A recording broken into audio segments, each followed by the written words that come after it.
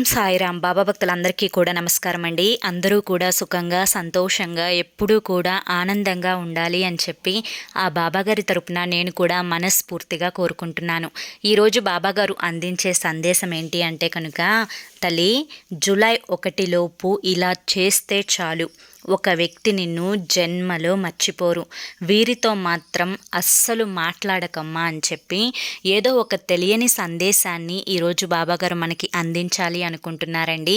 మరి బాబాగారు అందించాలి అనుకుంటున్న ఏ సందేశమైనా కానీ అది మన భవిష్యత్తుకు ఒక పునాది అని చెప్పి మన అందరికీ కూడా తెలిసిన విషయమే కదా. మరి సందేశం వినే ముందు ఎవరికైతే బాబాగారు అంటే నమ్మకం ఉంటుందో వారందరూ కూడా ఈ వీడియోకి ఒక చిన్న లైక్ ఇచ్చి వీడియోని వినడం అయితే స్టార్ట్ చేయండి.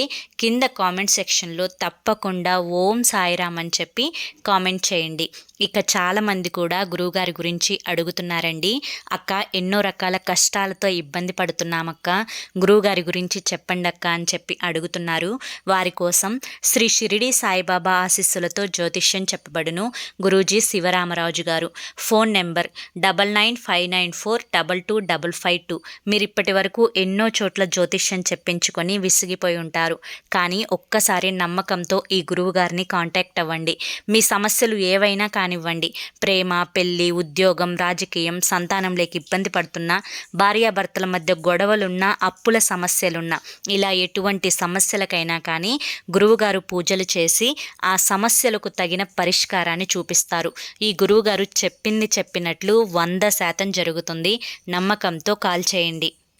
ఇక బాబాగారి యొక్క సందేశం విషయానికి వస్తే, జూలై 1 లోపు ఇలా చేస్తే చాలమ్మా, ఒక వ్యక్తి నిన్ను జన్మలో మర్చిపోరు, వీరితో మాత్రం నువ్వు అస్సలు మాట్లాడకమ్మా అని చెప్పి చెప్తున్నారు. అంటే మనకు తెలియవలసిన కొన్ని ముఖ్యమైన విషయాలు, మనం తెలిసి కూడా కొన్ని విషయాలలో పొరపాట్లు చేస్తూ ఉంటాము. అసలు ఆ పొరపాట్లు ఏంటి, ఎవరితో మనం మాట్లాడకూడదు, ఏ విషయాలు మనం గుర్తుంచుకోవాలి అని చెప్పి ఈరోజు బాబాగారు మనకి చెప్పాలి అనుకుంటున్నారు. బిడ్డ, ప్రతిసారి కూడా కష్టాలు అనేవి వాటంతటా అవి రావు తల్లి. ఒకవేళ కష్టం అనేది నీ వెన్నంటే ఉన్నప్పుడు ఆ కష్టం నుంచి నువ్వు ఎలా బయటపడాలి అనేది నీ తెలివితేటల మీదే ఆధారపడి ఉంటుంది. అదేవిధంగా నీ యొక్క ప్రవర్తన, ఎదుటి వారు నిన్ను చూసే ఆ చూపు, అంటే చులకన ప్రభావం, అలుసుగా మాట్లాడడం, వారే నీకు కష్టాలు తెప్పించేలా క్రియేట్ చేయడం, ఎదుటి వారు నీ మీద పెట్టుకున్న ఈర్ష్య, కుళ్ళు, ఇవన్నీ కూడా నీ యొక్క కొన్ని మానసికమైన కష్టాలకు కారణం కావచ్చు. అసలు ఏది నిజం, ఏం జరుగుతుంది నీ విషయంలో, ఇదంతా తెలుసుకోవాలి అనుకుంటే నేను చెప్పే ప్రతి మాట జాగ్రత్తగా విను. నేను చెప్పే ప్రతి మాట కూడా నీ జీవితానికి సంబంధించింది అని గుర్తుంచుకో. తల్లి, ఈ భూమి మీద భూమి, గాలి, నీరు, నిప్పు ఇవన్నీ కూడా నిజాలు, అవును కదా. మరి ఇవన్నీ నిజాలు అయినప్పుడు నువ్వు మాట్లాడే నిజానికి ఎంత శక్తి ఉంటుందో ఒక్కసారి ఆలోచించు. నిజం అనేది చాలా గొప్పది తల్లి. నిజం నిప్పు లాంటిది అని పోలుస్తారు. నువ్వు చాలాసార్లు కూడా వినే ఉంటావు. మరి ఆ నిజం అనేదే లేకపోతే ఈ ప్రపంచం అనేది కూలిపోతుంది. కనుక ఎప్పుడూ కూడా అబద్ధాలాడే వారితోటి నీకు సావాసం అనేది పనికిరాదు తల్లి. ఎవరైతే నిజాయితీగా ఉంటారో వారిని ఎంచుకొని వారితో స్నేహాన్ని మొదలుపెట్టు. ఇక తరువాతది ఏంటి అంటే కనుక, ఎవరితో ఉంటే నీకు నరకంలా అనుభవిస్తుందో, ఎవరితో ఉంటే నీ మనసు బాధతో రోదిస్తూ ఉంటుందో, ఎవరి మాటలు వింటుంటే నీకు తలనొప్పి వస్తుందో, చికాకుగా అనిపిస్తుందో, వారితో నువ్వు దూరంగా ఉండటమే మంచిది. ఎందుకంటే వారు నీతో ఎంత ఎక్కువసేపు ఉంటే నీ జీవితం అనేది అంత నరకంలా మారుతుంది అని గుర్తుంచుకో. కనుక అటువంటి వారితో వీలైనంత దూరంగా ఉండు. ఇక ఆ నరకమే నీలో ఉంటే, అంటే నీవు ఎప్పుడూ కూడా మానసికంగా నిన్ను నువ్వు బాధ పెట్టుకునే ప్రయత్నం చేయడం, ఇంకా నీతో అంటే నీవు ఎదుటి వారితో మాట్లాడేటప్పుడు కొంచెం హార్ష్గా మాట్లాడడం, అంటే కోపంగా మాట్లాడడం, తగువులాడడం, గొడవ పడడం, ఇలా నువ్వు చేసిన ప్రతిసారి కూడా నీ మనస్సు అనేది నరకంగా ఉంటుంది. దీనివల్ల నీకు ఎన్నో రకాలైన మానసిక సమస్యలు అనేవి ఇప్పటికే కొన్ని అనుభవిస్తూ ఉన్నావు. భవిష్యత్తులో అవి ఎక్కువయ్యే ప్రమాదం ఉంది. కనుక ఇప్పుడే నిన్ను నేను అడ్డగిస్తున్నాను తల్లి. కనుక నువ్వు చేయాల్సింది ఏంటి అంటే, నిన్ను నీలో నరకంగా ఉంచుకునే ఆ భూతాన్ని ఈరోజే బయటికి నెట్టు. తరువాత నీ మనసుని కష్టపెట్టే వారికి, నీ మనసుని నరకంగా మార్చేవారికి వీలైనంత దూరంగా ఉండడానికి ప్రయత్నించు. శత్రువులకి ఎంత దూరంగా ఉంటే అంత ఆనందంగా ఉండగలుగుతావు, అంత ఆరోగ్యంగా ఉండగలుగుతావు. నిజాయితీ లేని వారితోటి చాలా దూరంగా ఉండాలి. చాలా తక్కువగా వారితో మాటలు మాట్లాడాలి. నీ యొక్క పర్సనల్ విషయాలు ఏవైతే ఉంటాయో వారితో ఎప్పుడూ కూడా నువ్వు పంచుకోకూడదు. బిడ్డ, ఎప్పుడైనా కానీ చెడ్డవారితో స్నేహం చేయడం కానీ, చెడ్డవారితో ఎక్కువ సమయాన్ని కేటాయించడం కానీ, ఇలా చేయడం వల్ల నీ యొక్క భవిష్యత్తు అనేది అంధకారంలో పడిపోతుంది అని గమనించుకో. ఎందుకంటే ఈ మధ్య నువ్వు ఎక్కువగా వారినే ఎంచుకునే ప్రయత్నం చేస్తున్నావు కాబట్టి నిన్ను నేను మొదట్లోనే హెచ్చరిస్తున్నాను. అవినీతిని చేసేవారికి, తప్పులు చేసేవారికి ఎప్పుడూ కూడా దూరంగా ఉండాలని గుర్తుంచుకో. బాబా, మరి ఈ సమాజం అంతా కూడా వారితోనే నిండి ఉంది కదా, న్యాయం అనేది ఎక్కడ బ్రతికి ఉంది బాబా? ఎవరైనా కానీ కుళ్ళుతోటే చేస్తున్నారు, మనసులో కుట్రాలు పెట్టుకునే చేస్తున్నారు. ఎవరు నిస్వార్థంగా ఉన్నారు బాబా అని చెప్పి నువ్వు నన్ను ప్రశ్నించవచ్చు. మరి ఎవరితో ఎలా ఉండాలి బాబా అని చెప్పి కూడా నువ్వు ప్రశ్నించవచ్చు. తల్లి, ఇప్పుడు నేను ఏవైతే చెప్తానో అలాంటి వారికి, ఆ లక్షణాలు ఉన్నవారికి నువ్వు ఎంత దగ్గరగా ఉంటే నీ జీవితం అనేది ఒక స్వర్గంలా ముందుకు వెళ్తుంది. అదేంటి అంటే, కొంతమందిని చూస్తే దైవ సమానుల్లాగా ఉంటారు. అంటే వారు మాట్లాడే మాట ఎలా ఉంటుంది అంటే చాలా పద్ధతిగా ఉంటుంది. వారు ఎప్పుడూ కూడా భక్తి శ్రద్ధలతో ఉంటారు. వారు చెప్పే ప్రతి మాట కూడా ఎటువంటి స్వార్థం అనేది లేకుండా నిస్వార్థంగా ఎదుటి వారి మనసుని సంతోషపెట్టేలా ఉంటుంది. ఎప్పుడూ చాలా స్మూత్గా మాట్లాడతారు. ఎప్పుడు ఎవ్వరిని చిన్న చూపు చూడరు, చులకనగా మాట్లాడరు. ఎక్కువగా ఎదుటి వారికి గౌరవాన్ని ఇచ్చి మాట్లాడుతూ ఉంటారు.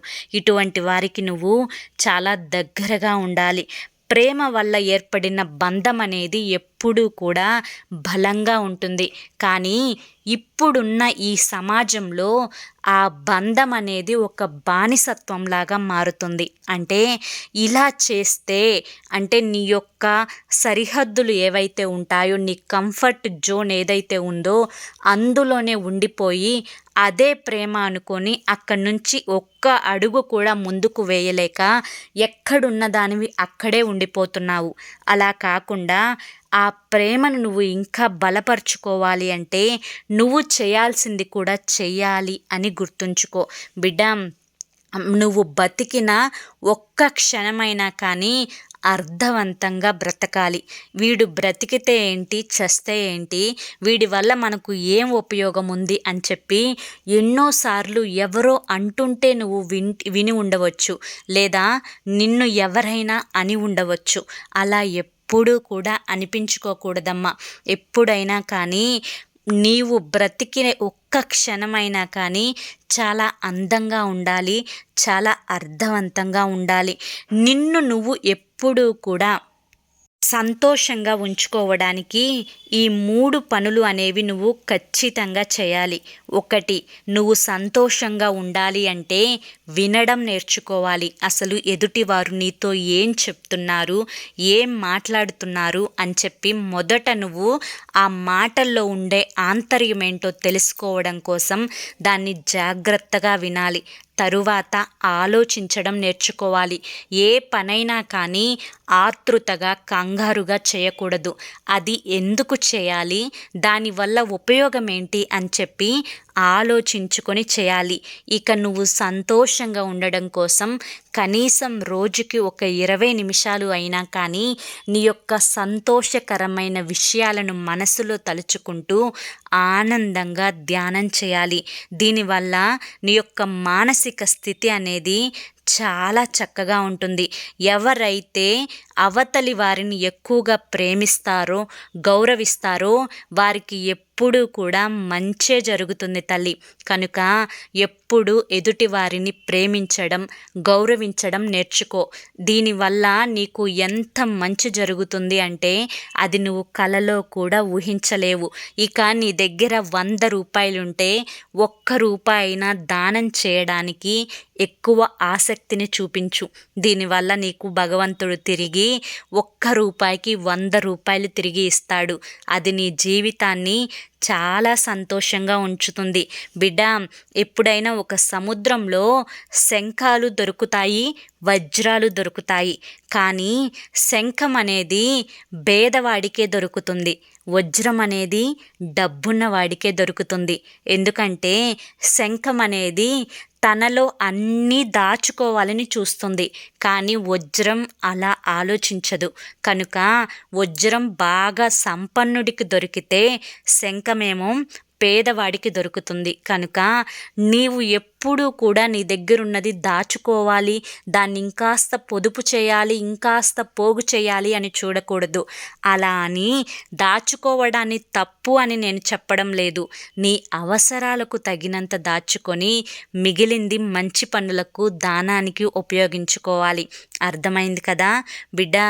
ఎప్పుడైనా కానీ ఇటువంటి వారితో స్నేహం, ఇటువంటి వారితో అస్నేహం అంటే స్నేహంగా ఉండకపోవడం అనేది ఎవరితో ఉంటే మంచిది, ఎవరితో ఉండకూడదు అనేది నేను ఇప్పుడు నీకు పూర్తిగా అర్థమయ్యేలాగా చెప్పాను అని చెప్పి నేనైతే అనుకుంటున్నాను. బిడ్డ, ఎప్పుడైనా నిజంగా, నిజాయితీగా, ఎటువంటి కల్మషం లేని వాళ్ళతోటే నీ యొక్క స్నేహం అనేది ఉండాలి. బిడ్డ, ఇప్పుడు జూలై 1వ తారీఖు వస్తుంది. ఈ జూలై 1 లోపైనా కానీ ఇటువంటి వారిని ఎంచుకొని వారితో స్నేహంగా ఉండి ఎటువంటివి చేస్తే నీ జీవితంలో ఒక మార్పు కలుగుతుంది అని చెప్పి అవి ఆలోచించుకొని అటువంటి వారిని ఎంచుకొని వారితో నువ్వు కనుక నేను చెప్పిన పద్ధతిలో ఉండే ప్రయత్నం చేశావు అంటే వారు నిన్ను ఎప్పుడూ కూడా జన్మలో మర్చిపోరు.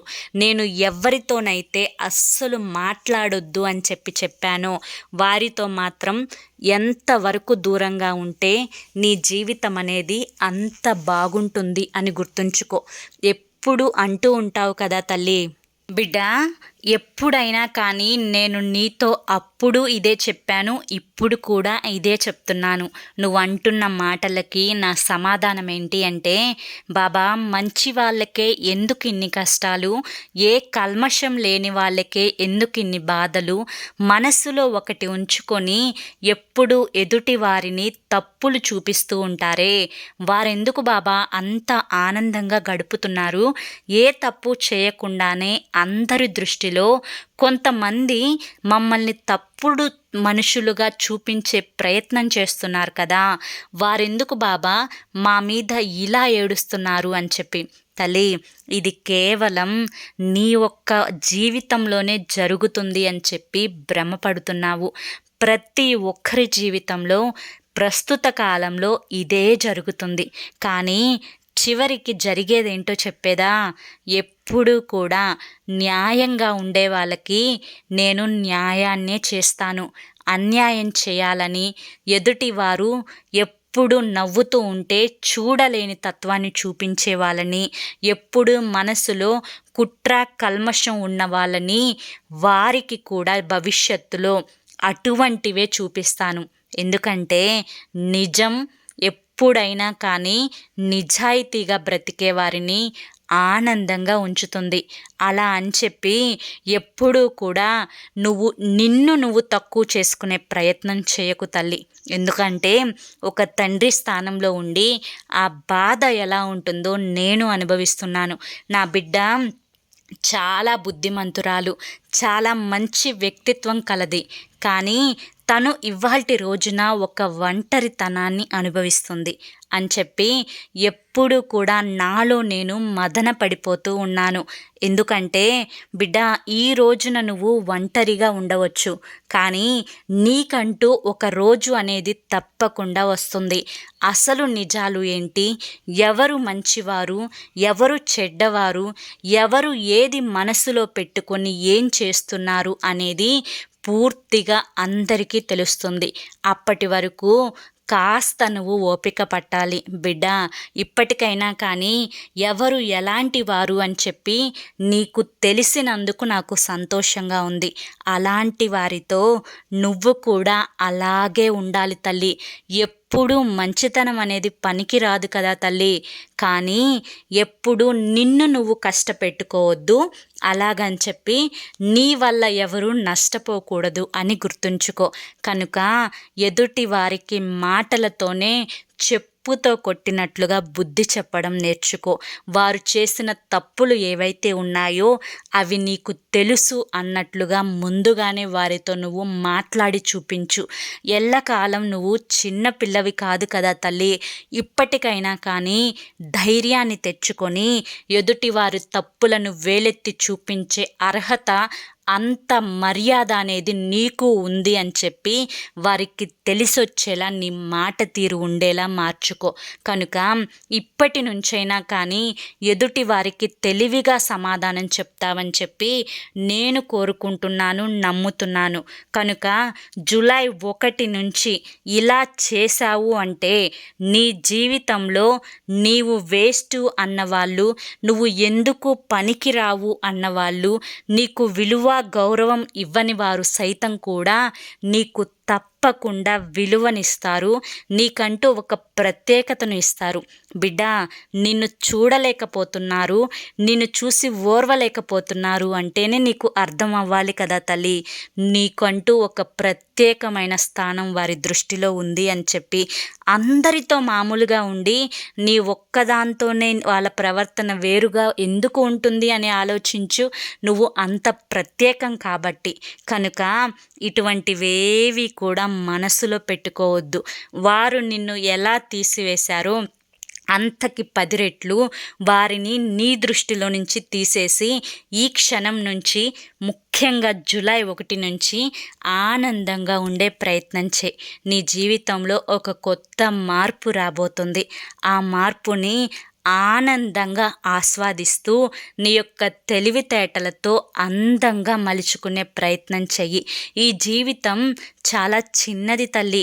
దాన్ని అందంగా ఉంచుకోవడం, ఆనందంగా ఉంచుకోవడం, సంతోషంగా గడపడం మొత్తం కూడా నీ చేతిలోనే ఉంది. పిచ్చిదానిలాగా ఇప్పటి వరకు సమయాన్ని వృధా చేసింది చాలు. ఇప్పటి నుంచైనా కానీ తెలివిగా ఎప్పుడూ కూడా సంతోషంగా ఉంటావు అని చెప్పి ఆశిస్తున్నాను. కనుక పిచ్చి పిచ్చి ఆలోచనలతో మనసుని చెల్లాచెదురు చేసుకోకుండా ప్రతి నిమిషం కూడా సంతోషంగా గడుపుతూ ఆనందంగా ఉండే ప్రయత్నం చేయి. నిన్ను అన్నవారికి, నీ గురించి చాటుగా మాట్లాడుకునే వారికి, నిన్ను ఎదురు గెలవలేని వారికి ఎప్పుడూ కూడా నువ్వు తగ్గొద్దు అని నేనే చెప్తున్నాను. ఎందుకంటే కుక్క కాటికి చెప్పు దెబ్బ పడే తీరాలి కదా తల్లి. కనుక అమాయకంగా బ్రతికింది చాలు. ఎవరి దగ్గర ఎలా ఉండాలో నేర్చుకునే రోజులు వచ్చాయి. కనుక ఇప్పటి నుంచైనా కానీ వారి దగ్గర ధైర్యంగా ఉండే ప్రయత్నం చేయి. వారెవరో నీకు బాగా తెలుసు కదా తల్లి. ఇక నీకు భారాన్ని, బరువుని అంతటినీ కూడా అప్పచెప్తున్నాను. నీ వెనుక ఈ బాబా ఉన్నారు అని చెప్పి నమ్మి ప్రతి అడుగు కూడా ధైర్యంగా ముందడుగు వేయి. అంతా కూడా మంచే జరుగుతుంది తల్లి. దేని గురించి భయపడకు. అర్థమైందా అని చెప్పి ఈరోజు బాబాగారు మనకి చాలా చక్కటి సందేశాన్ని అందించారండి. ఈ సందేశంలో ఎంతటి అర్థం ఉందో కదా. మన ప్రతి ఒక్కరి జీవితాలతో ముడిపడినదే కదా ఇదంతా కూడాను. మరి ఈ సందేశం మీ అందరికీ కూడా నచ్చింది అనుకుంటున్నాను. నచ్చింది అనిపిస్తే చూసి వెళ్ళే వాళ్ళు తప్పకుండా ఒక చిన్న లైక్ ఇవ్వండి ఫ్రెండ్స్. మొదటిసారి సాయి పిలుపు ఛానల్లోకి వచ్చినట్లయితే సబ్స్క్రైబ్ చేసుకొని సపోర్ట్ చేయండి. కింద కామెంట్ సెక్షన్లో బాక్స్లో ఓం సాయిరామ్ అని చెప్పి కామెంట్ చేయడం అస్సలు మర్చిపోవద్దు. మరి రేపు మరొక మంచి సందేశంతో తప్పకుండా కలుసుకుందాము. అంతవరకు కూడా బాబా ఆశీస్సులు మీపై ఉండాలి అని చెప్పి మనస్ఫూర్తిగా కోరుకుంటూ సర్వేజన సుఖినో భవంతు. ఓం సాయిరామ్.